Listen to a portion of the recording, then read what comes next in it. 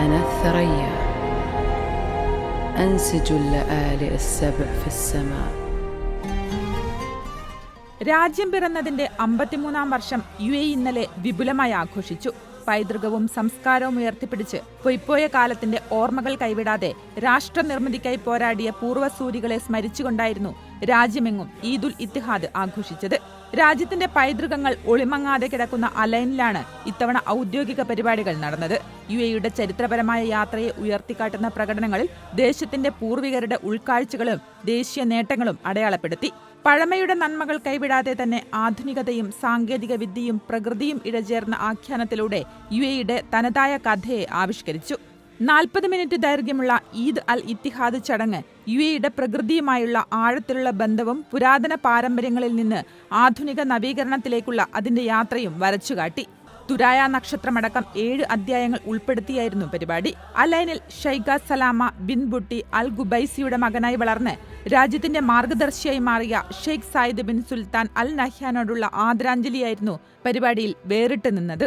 യുവാവായിരിക്കെ അലൈനിലെ ജലസ്രോതസ്സുകൾ പുനഃസ്ഥാപിക്കുകയും നവീകരിക്കുകയും ചെയ്ത് മേഖലയ്ക്ക് സ്ഥിരത ഉണ്ടാക്കുകയും പിന്നീട് UAE സ്ഥാപക പിതാവായി മാറിയ ഷെയ്ഖ് സായിദിന്റെ യാത്ര ഈ ഷോയിൽ അടയാളപ്പെടുത്തി. –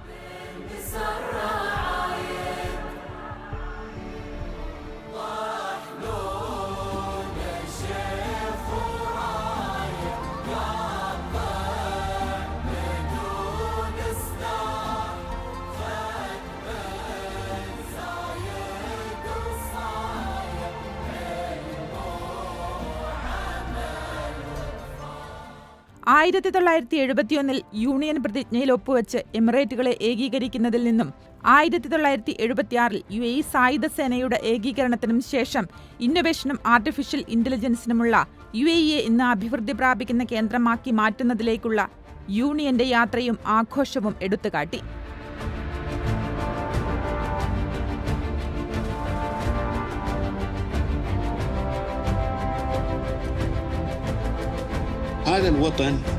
هذا الوطن يتطلب أن يكون في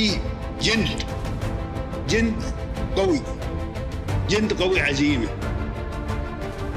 جند يفهم ما هو عليه عمله في المستقبل. ചടങ്ങിൽ നൂതനമായ കഥ പറച്ചിലിൽ നവീകരണ സങ്കേതങ്ങളും അത്യാധുനിക സ്റ്റേജ് സാങ്കേതിക വിദ്യകളും പ്രദർശിപ്പിച്ചു.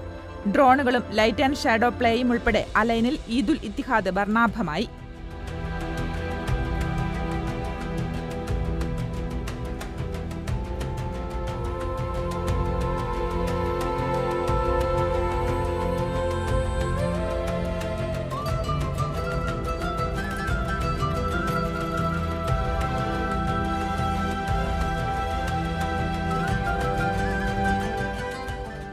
അലൈനിലെ ജബൽ ഹഫീത്ത് ദേശീയോദ്യാനത്തിൽ നടന്ന പരിപാടിയിൽ UAE president Sheikh Mohammed bin Zayed Al Nahyan, vice പ്രസിഡന്റും പ്രധാനമന്ത്രിയും ദുബായ് ഭരണാധികാരിയുമായ Sheikh Mohammed bin Rashid Al Maktoum, supreme council അംഗങ്ങളും എമിറേറ്റ്സിലെ ഭരണാധികാരികളും കിരീടാവകാശികളും ഡെപ്യൂട്ടി ഭരണാധികാരികളും നിരവധി വിശിഷ്ടാതിഥികളും പങ്കെടുത്തു.